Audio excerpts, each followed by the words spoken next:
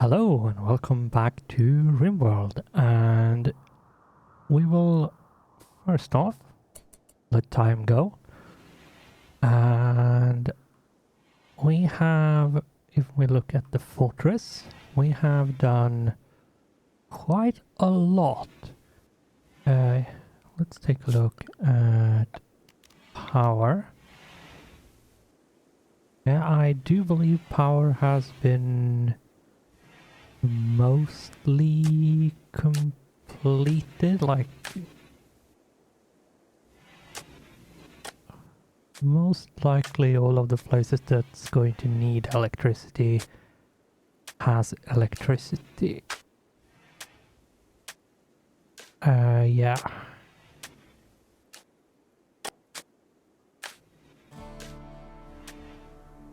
And we have heaters and coolers in all of the places, which is good. Now the question is, these ones are set to 20, right? I bring all of them down to 20. That way the cooler and the heater doesn't fight each other.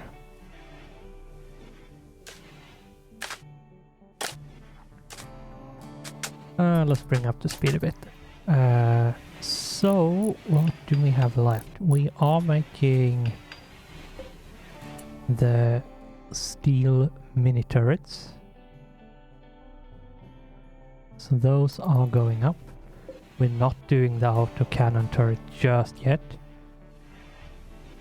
We're building double walls here. Good. And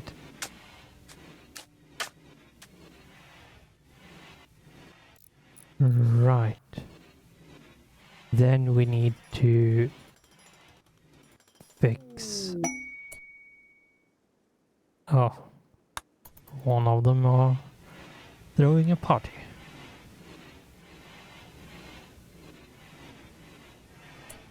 But yeah, it means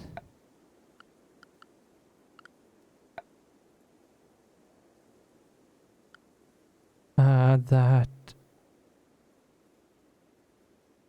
basically everything should be complete.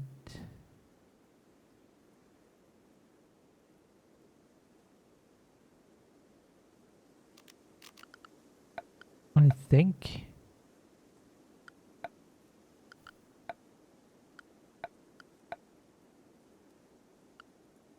We're going to put up the autocannon turrets soon, but let's see, other than the autocannon turret and the ship, is there anything else which is missing that we need to build?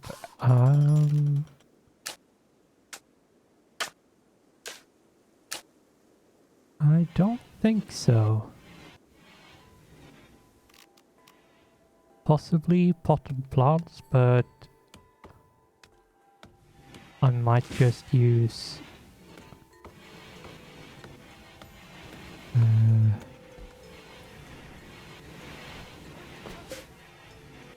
the marble structures, like sculptures, and nothing else.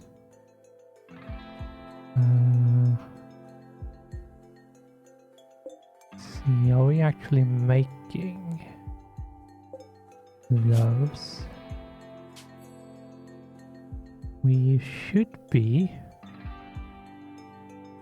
Yeah, we should be, but for some reason we're not doing it right now. Okay.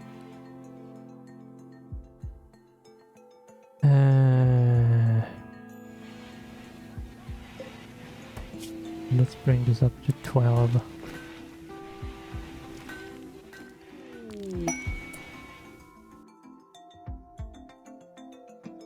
A trade ship is going by. Pina, if I remember correctly, is the one with the most social. Yes.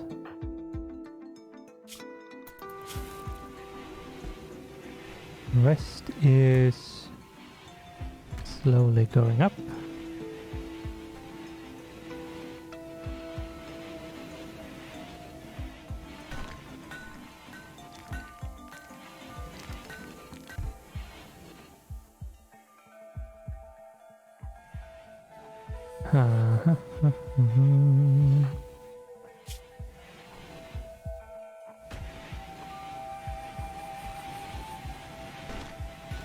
Any second now.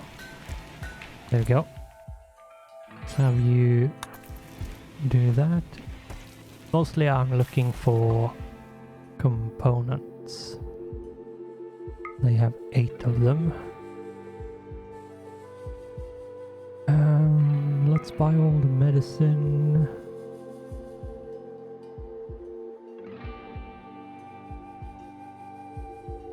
And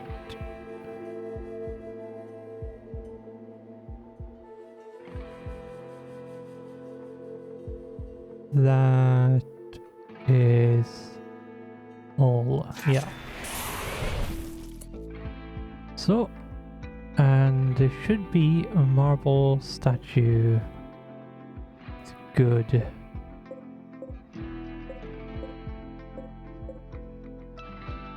The normal one is not acceptable.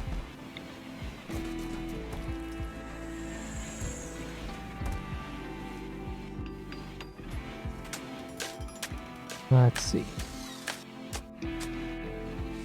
How are you doing?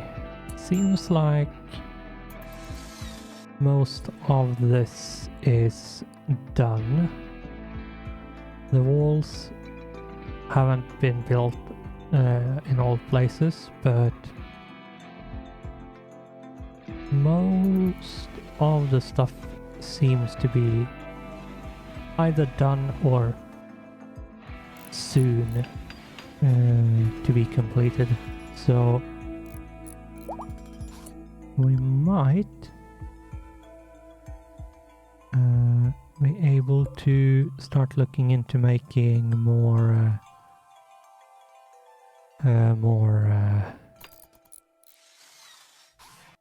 build orders.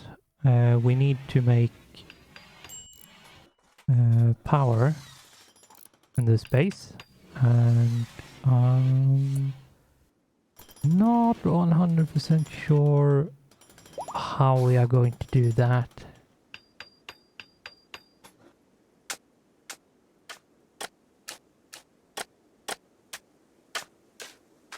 But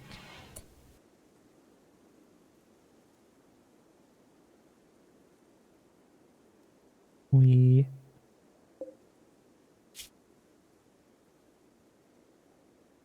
should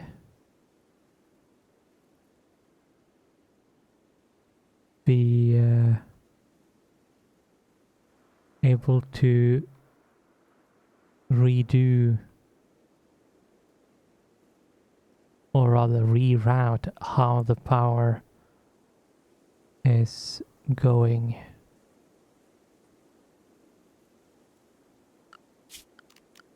And waterproof conduit, that one needs to... Alright, it can't go through deep water, so the only way of doing this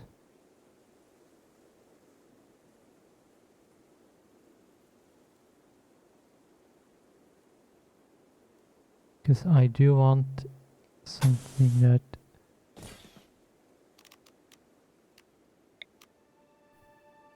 doesn't just break because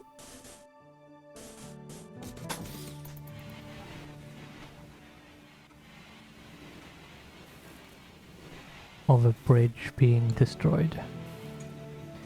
That would not be good. Minor break risk. Purple, okay.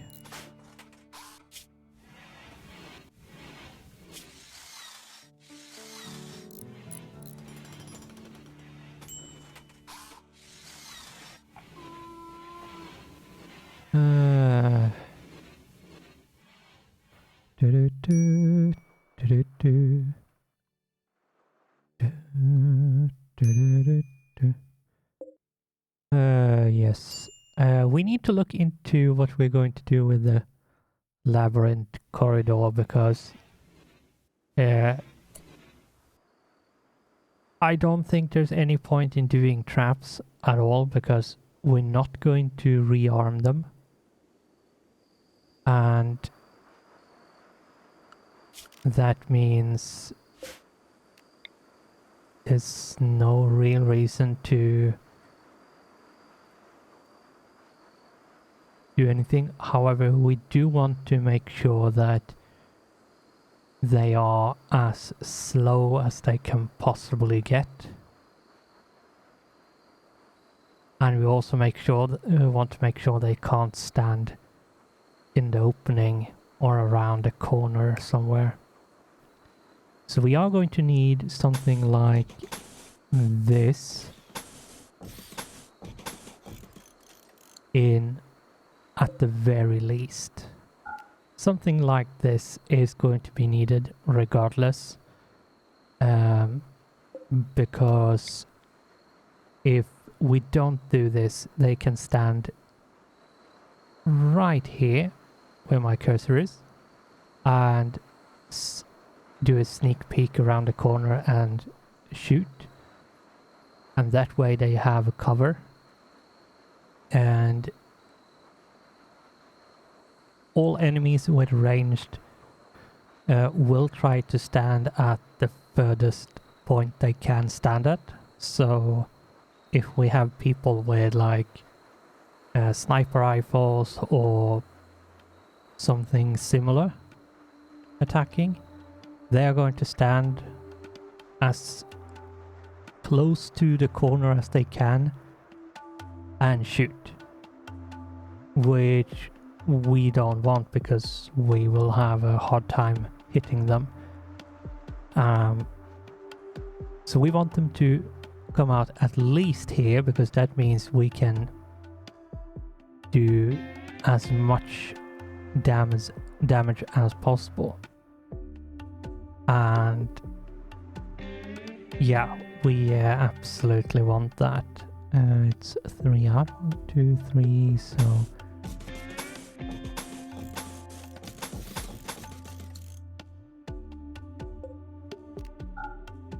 like that. And then similarly over here we will have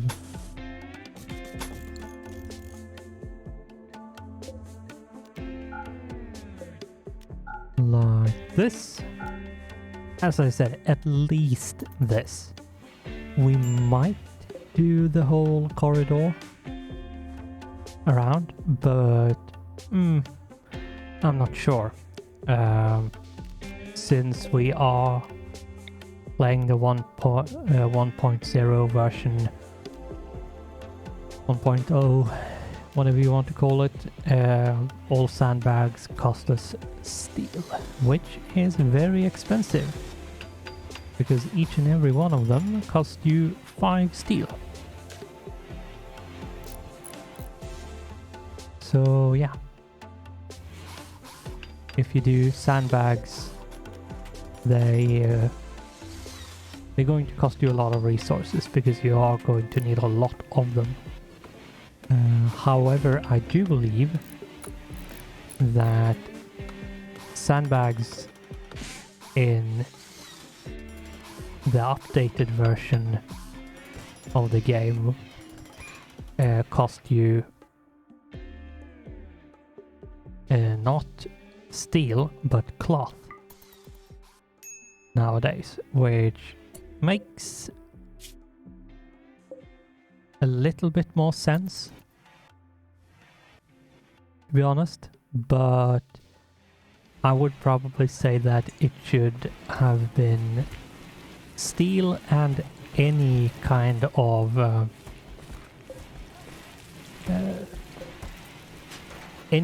chunk or stone block to simulate that the sandbag is full of sand, and then the cloth to keep the sand in place. But yeah, still a bit more sensible than steel, to be honest.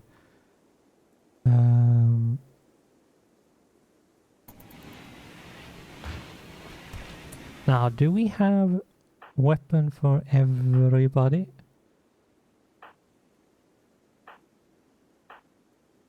I think we do. Kamigo should be able to pick one up. And Paula as well. There should be two laying around here for them to pick up. Yep, there is. And the rest of them... as Lumi should not have a sniper rifle later on.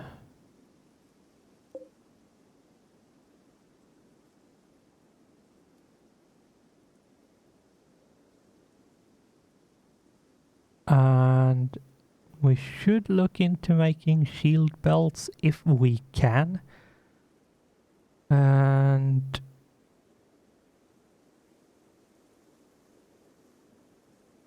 oh, there is the third one. 1, 2, 3. Okay, so we have all the weapons we need. Good. Have we built all the walls? Nope. And I think all the turrets are done now. Yeah, they should be. Yep, all the mini turrets are done. Which means we have only the double thick walls left to do. And then we need to probably make more components. Because I think we are low. Yes, we have 8. 8 components. That's not much. That is not a lot.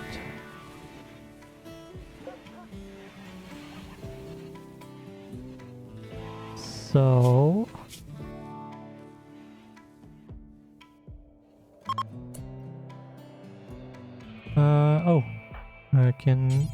I'm sorry, Pina, for waking you up, but please go and see if you can speak to the person.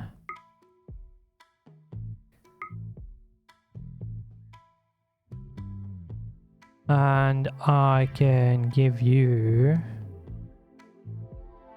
weapons instead.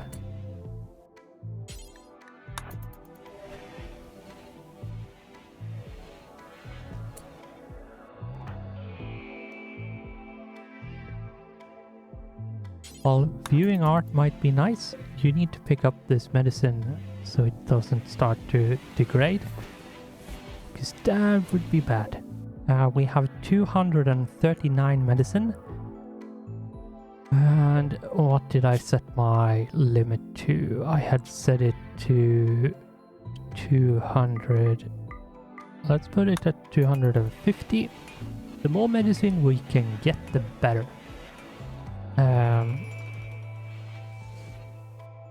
Because if someone gets a lot of injuries, you will have a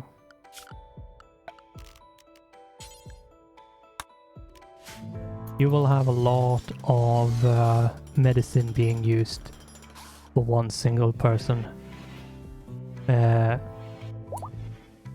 So yeah, be prepared that if you know that your colonists are going to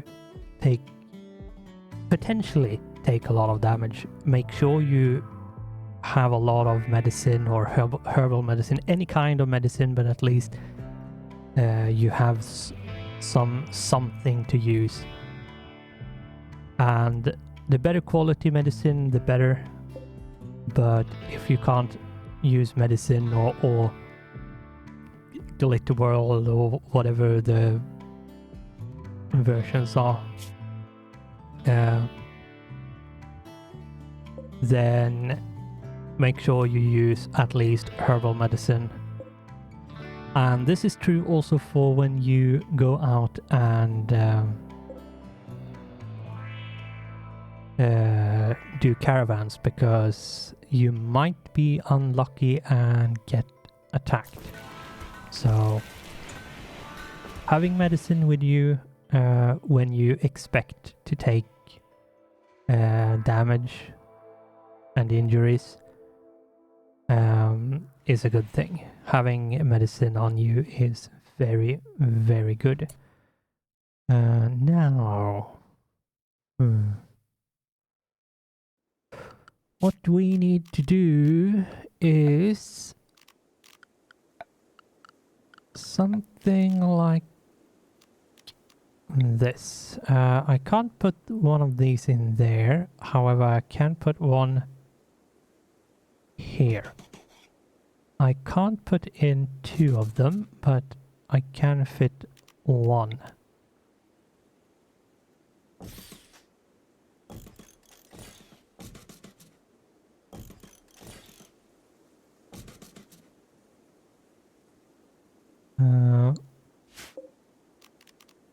Maybe we should fit this in slightly better. Though I don't think it's going to be that big of a difference. So maybe we just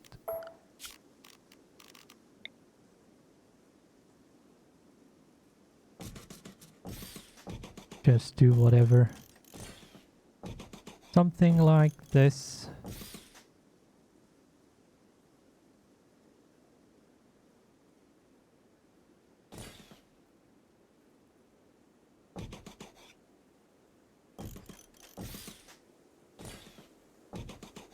There we go. So that's this side, and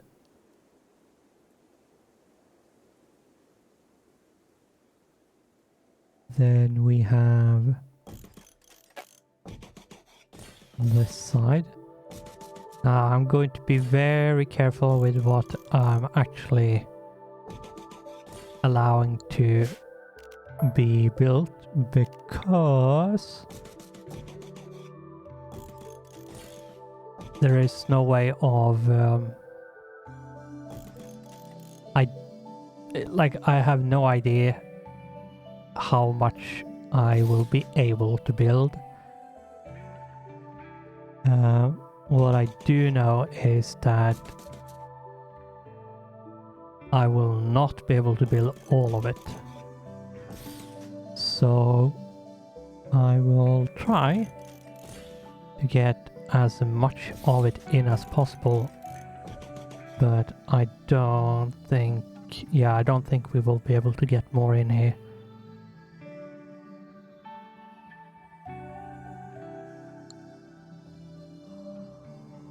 However, what we need to do is forbid them, and as well as the wind turbines, and then we need to reroute the power from this base down to this base. And why is Viper so unhappy? You are depressive.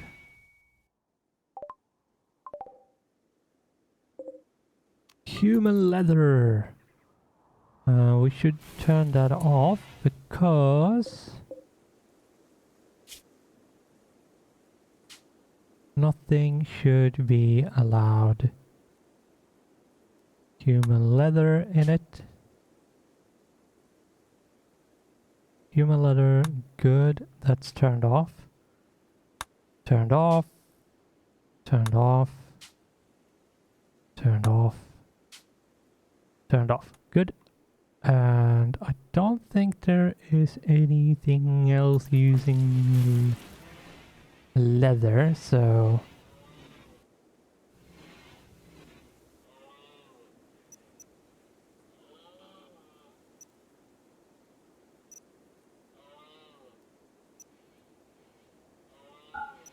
Here we go.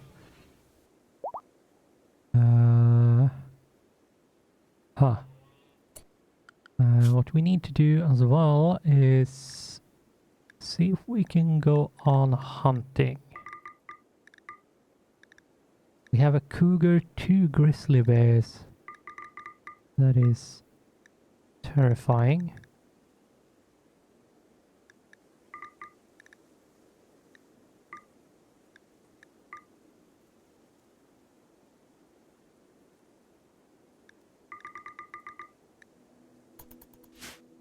There we go.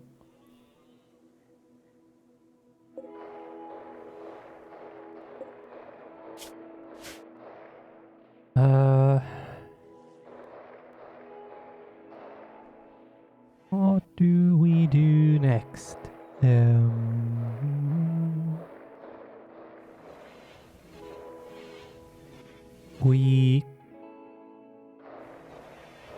I don't think we have enough components to actually start doing anything. We have 16 at the moment, which isn't that much, to be honest.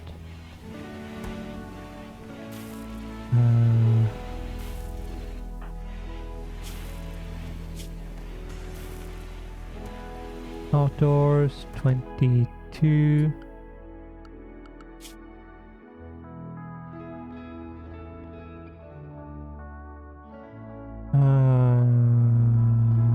Whatever, I can't be bothered with changing the management of some of the things in vanilla is really clunky and annoying, where you have to there's not really any easy way of doing it. There is a mod which it does require you to set everything up manually, but once you have done that, you can just choose profiles, basically which profile you want to have active, and it can be current outfits, there can be different food restrictions, there can be a lot of different things,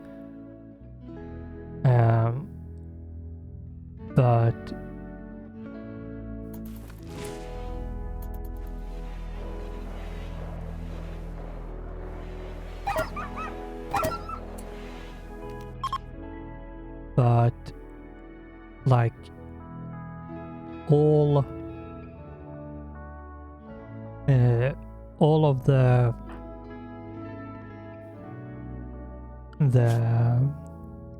restrictions and policies and outfits things you can do per person can be set as profiles, which is super helpful, because that means you can have for example, you can have current outfit, where you can switch between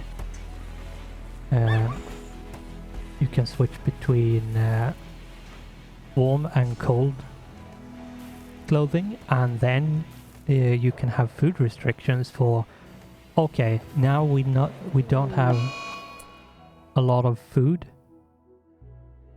and you can switch to a different food restriction, or you have someone who becomes addicted to, or your whole colony becomes addicted to, like, whatever you consider social drugs, and you don't want that, and then you have a whole policy around rehab and get him off that addiction. And you can just switch that super easily with just choosing a different profile you have set beforehand, which, yes, it does require you, as I said, to actually set all of that up manually. However, once you have done that, you can just choose the profile you want, and boom, it gets applied to everybody. Which you can't do in vanilla, because you have to go in and say, oh, this one should have this one should have that, and you have to go through each and every one manually every single time, which I feel is a bit of an oversight, because like these three are really important. And the more extreme of an environment or higher difficulty means you need to manage this even more. Especially if you're in a really cold, like if you're in a biome which goes from kind of hot to really cold, depending on the season. You need to have clothing restrictions and have different outfits for when it's really cold and when it's really hot. However, we are going to end this episode here. We have done quite a lot, and we have planned out the power. When I'm not 100% sure how we're going to hook this into the network and how we're going to hook all of this power into the network with just getting the power and not powering any of the stuff in this space, because I don't want to power this and this. However, we will see how we do this and so on in the next episode. So for now, thanks for watching, goodbye, and I hope I'll see you in the next one.